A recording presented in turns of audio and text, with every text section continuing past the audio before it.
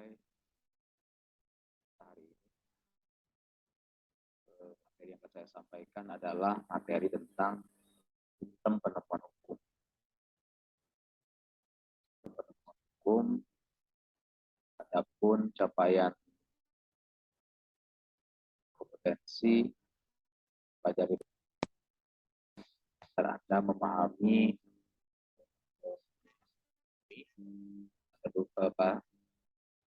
bentuk sistem atau klasifikasi sistem penemuan hukum.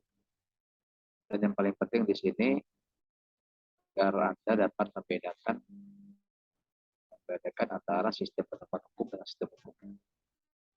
Dari pengalaman saya banyak yang salah dan tidak paham sistem hukum itu apa dan sistem penemuan hukum itu apa. Kalau sistem hukum kemarin sudah selesai kita bahas. Ada beberapa sistem. Jadi sekali lagi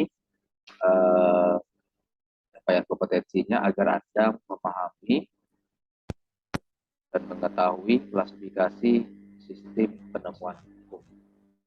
Nah, kalau sistem hukum kan kemarin sudah ada Islamic law system, civil law system, terus juga common law system, terus ada trade system dan socialist law system. Masing-masing punya karakteristik yang berbeda-beda dan juga karakteristik berbeda-beda dilihat dari sumber hukum yang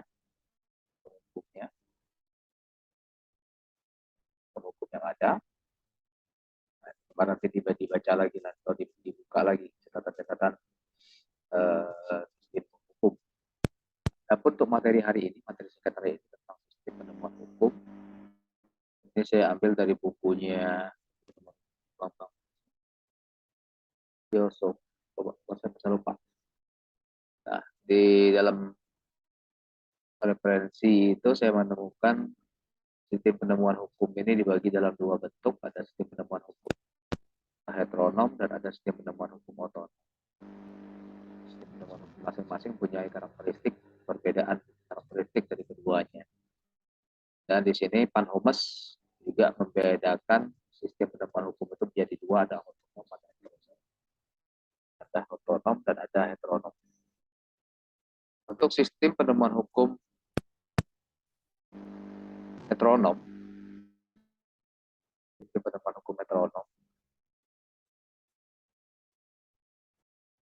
adalah penemuan hukum yang dipengaruhi oleh faktor-faktor dari luar. Penemuan hukum yang dipengaruhi oleh faktor-faktor dari luar, khususnya pengaruh undang-undang, termasuk juga pengaruh dari sistem pemerintahan, ekonomi, politik, dan sebagainya. Nah, pengaruh dari undang-undang ke sini faktor dari luar heteronom karena menjadikan undang-undang itu cenderung hanya sebagai corong saja. Hakim hanya menjadikan hakim menempatkan diri sebagai corong dari undang-undang. Artinya di sini ketika hakim tersandera oleh rumusan undang-undang, maka ya kalau pakai bahasa saya hakim dikenal sebagai corong undang-undang. Tidak bisa mengeksploitasi kemampuannya untuk melakukan penemuan hukum, menggali nilai keadilan yang ada di masyarakat karena undang-undang mempengaruhi gitu. Undang-undang pengaruh. Jadi salah satu pengaruhnya pengaruh undang-undang dan juga pengaruh dari sistem pemerintahan. Nah, kalau pengaruh dari sistem pemerintahan ini biasanya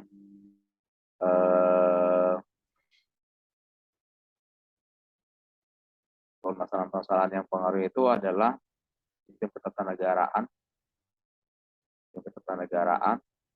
dan ekonomi juga. Nah, kalau bisa ekonomi sangat berpengaruh, karena sekali lagi hakim membatasi diri hanya membatasi diri pada undang-undang saja. Sementara terkadang faktor ekonomi, kasus yang ada di lapangan itu cenderungan salah satu penyebab terjadi itu ya kemiskinan. Penyebab kejahatan itu adalah kemiskinan. Jadi di sini ketika hakim memutuskan suatu perkara, terkadang di satu sisi awam menganggap tidak tepat atau awam menganggap bertentangan dengan rasa keadilan. Misalnya ketika ada seorang nenek yang mencuri singkong dana, terus kemudian ada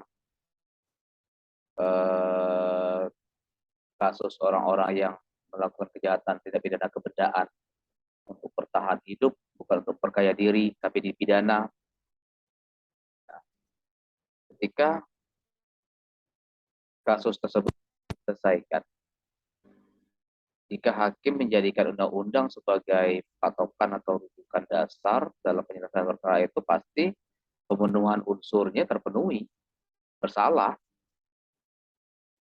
si nenek tadi, orang miskin tadi. Tapi terkadang pandangan umum mengatakan hukum itu mengesampingkan kemanusiaan,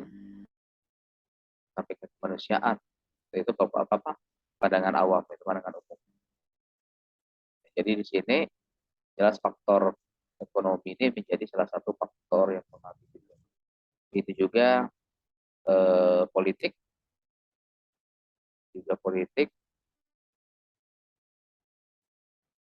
menjadi faktor yang mempengaruhi dalam sistem penemuan hukum.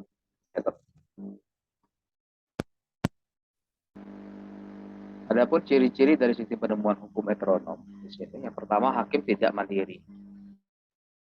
Maksudnya di sini hakim tersandera oleh rumusan peraturan perundangan saja.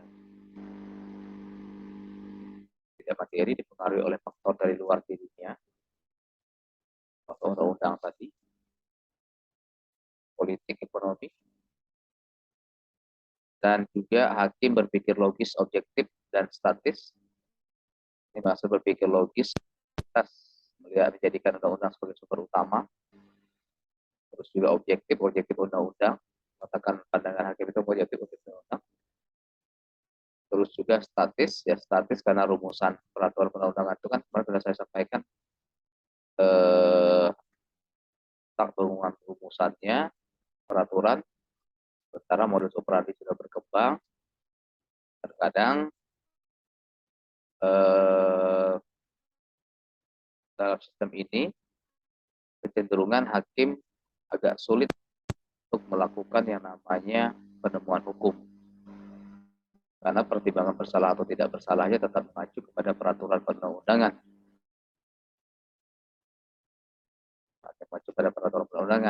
Karena dalam sistem hukum kita kemarin kan sudah saya sampaikan bahwa asas legalitas yang menjadi dasar bahwa seorang dinyatakan bersalah atau tidak bersalah, kepastian hukum yang bersalah atau tidak bersalah. Nah, ciri yang berikutnya adalah hakim hanya sebagai corong undang-undang. Corong undang-undang hanya menjadi pelaksana. Kemudian hakim tidak bebas berkreasi atau melakukan penilaian. Ketika tersandera oleh rumusan peraturan perundang-undangan.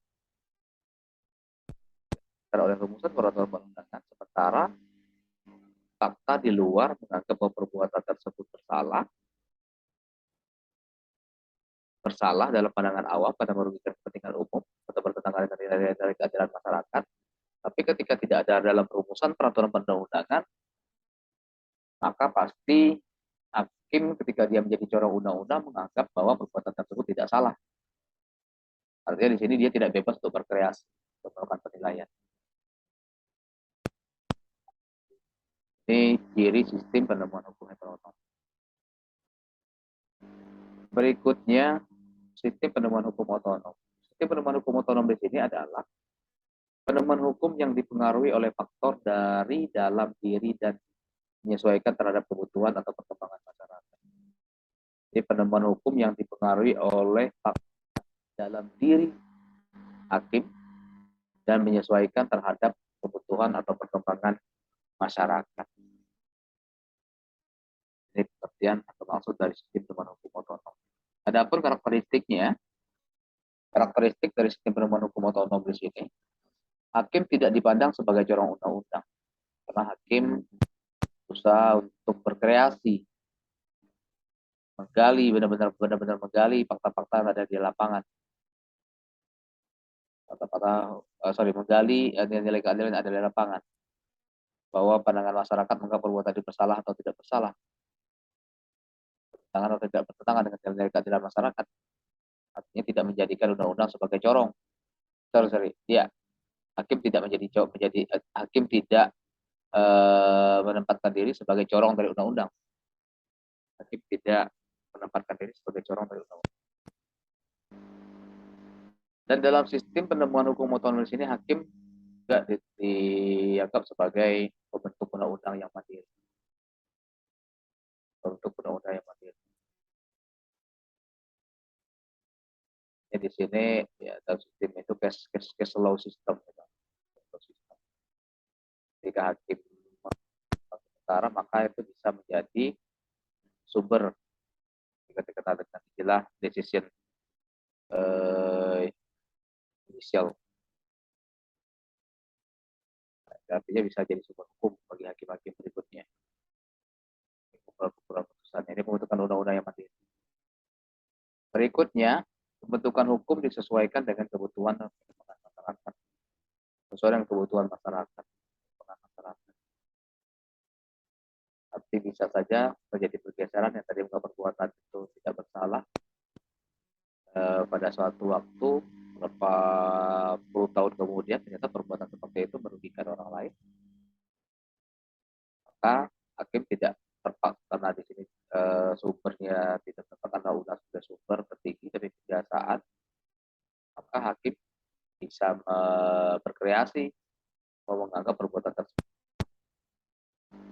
tersebut menciderai nilai keadilan di masyarakat, maka tidak mesti harus melihat ada peraturan atau tidak ada peraturan.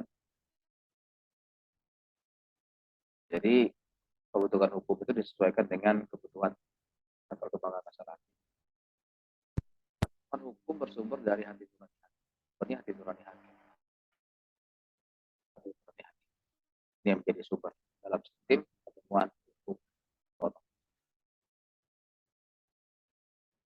Adapun negara penganut sistem Anglo-Saxon atau negara dengan penganut sistem common law system atau case law system, ini melakukan penemuan hukumnya secara otonom.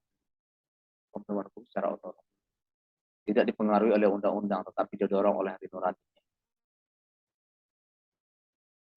Peristiwa konkret di lapangan, hati nurani mengatakan bahwa perbuatan tersebut bersalah, maka ketok palu bersalah. Hati nurani mengatakan, oh ternyata dilihat dari pandangan hidup masyarakat, kebiasaan hukum masyarakat, maka perbuatan tersebut mencederai nilai keadilan masyarakat, maka hati nurani hakim harus mengatakan bahwa perbuatan itu salah.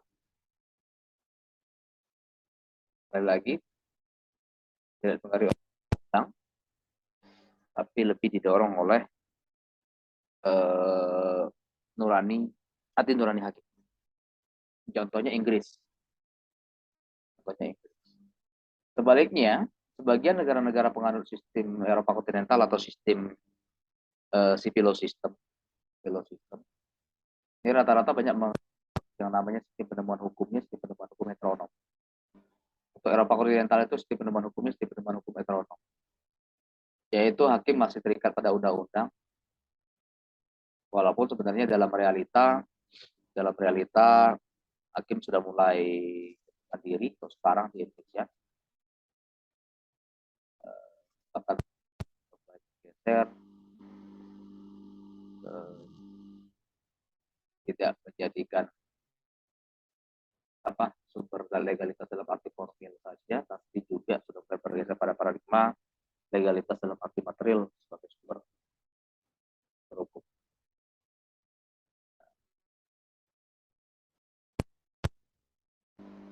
Dalam realita di Indonesia juga cenderung sudah mengarah kepada penemuan hukum otonom sebenarnya, walaupun pada dasarnya masih sifat heteronom. Kenapa? Karena undang-undang tetap menjadi rujukan. tapi jadi rujukan itu yang menjadi dasar bagi hakim untuk menggali apakah betul perbuatan tersebut bertentangan dengan undang-undang atau tidak bertentangan dengan undang-undang. Contohnya untuk heteronomi di Indonesia.